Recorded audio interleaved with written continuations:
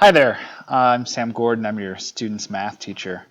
I just want to introduce myself and tell you a little bit about myself. Here's my wife and my two children.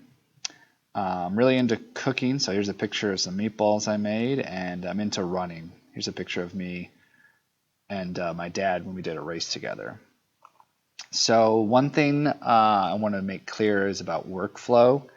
When students need to do work outside of the class, they should find everything in Schoology. It should be organized by which week we're in, what the date is. And also, most assignments will have a little check mark next to it so they can see if they've completed it or not.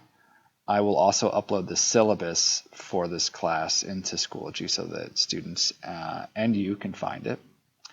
And lastly, here's just some information about how to contact me. Here's my email address, and then also here is my phone number. So if you have any questions or concerns, or there's something you want to share with me about your student, feel free to reach out. Thank you.